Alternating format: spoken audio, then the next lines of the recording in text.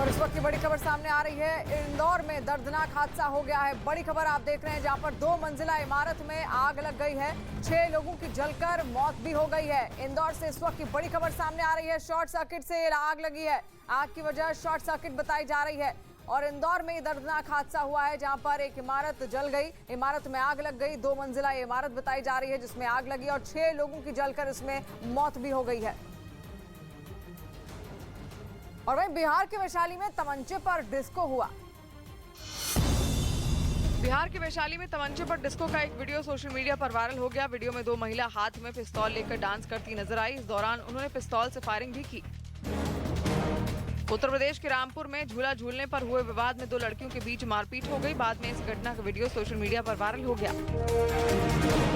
मध्य प्रदेश के कृषि मंत्री कमल पटेल लक्ष्मी नाम की एक लड़की का कन्यादान करेंगे। लड़की का नाम लक्ष्मी है और खरगोन में हुए दंगे के दौरान बदमाशों ने उसकी शादी का सारा सामान लूट लिया था। इसी वजह से अब शिवराज सरकार उसकी शादी कराने में जुटी है।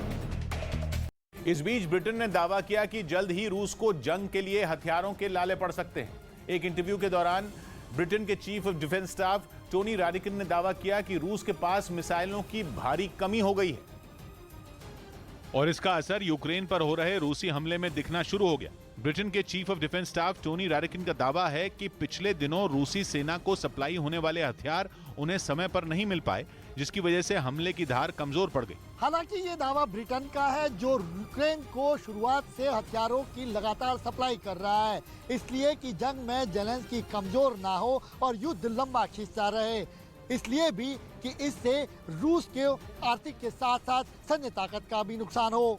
यही वजह है कि पश्चिमी मीडिया दावा कर रहा है कि जंग की शुरुआत में जितनी तेजी से मिसाइलें और बमों की बारिश की जा रही थी, अब रूस के हमले में वो तेजी नहीं देखी जा रही। मतलब ये नहीं कि जंग जीतने के लिए रूस जल्दबाजी में नहीं है। दावा यह किया जा रहा है कि पुतिन को युद्ध के लंबा खिंचने का अंदाजा नहीं था, इसलिए शुरुआत में ही पुतिन ने अपने हथियारों की ताकत से यूक्रेन को घुटनों पर लाने की कोशिश की। लेकिन जब रूस को इसमें कामयाबी नहीं मिली तो उसने जंग की रणनीति में बदलाव कर दिया।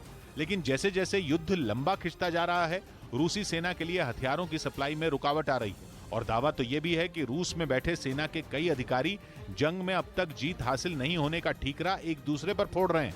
इसके साथ पुतिन ने हथियारों की कमी को तुरंत दूर करने के लिए युद्ध स्तर पर काम करने का भी निर्देश दिया।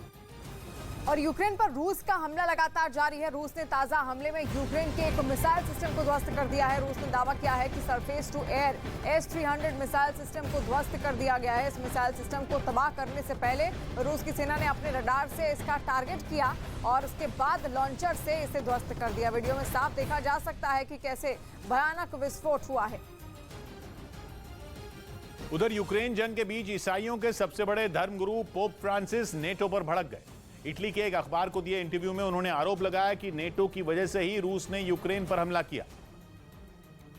यही नहीं, पोप फ्रांसिस ने तो यहां तक कह दिया कि नेटो ने ही रूस को इस युद्ध के लिए भड़काया। उनके मुताबिक नेटो से जुड़े देश अपनी ताकत दिखाने के लिए रूस के दरवाजे तक पहुंचे, जिससे बात इतनी बिगड़ गई कि रूस ने युद्ध करने की ठान ली। पोप फ्रांसिस यही नहीं रुके, उन्होंने नेटो पर रूस को उकसाने के बाद पीछे हटने का भी आरोप लगाया। ईसाइयों के सबसे बड़े धर्मगुरु का साफ मानना है कि नेटो की इस गलती की सजा यूक्रेन को भुगतनी पड़ रही है। उन्होंने युद्ध के पीछे हथियार कारोबारियों के मुनाफे का खेल होने की भी बात कही। पोप ने यह गंभीर आरोप लगाया कि युद्ध की आड़ में खतरनाक हथियारों तक का टेस्ट हो रहा है, यानी अपनी ताकत को बढ़ाने और शक्ति प्रदर्शन के लिए लोगों की जान से सीधे सीधे खिलवाड़। हालांकि पोप ने अपने इस इंटरव्यू में पुतिन के खिलाफ कुछ नहीं बोला। इतना ही नहीं, वो यूक्रेन को हथियार दे रहे देशों पर भी चुप्पी साधे रहे।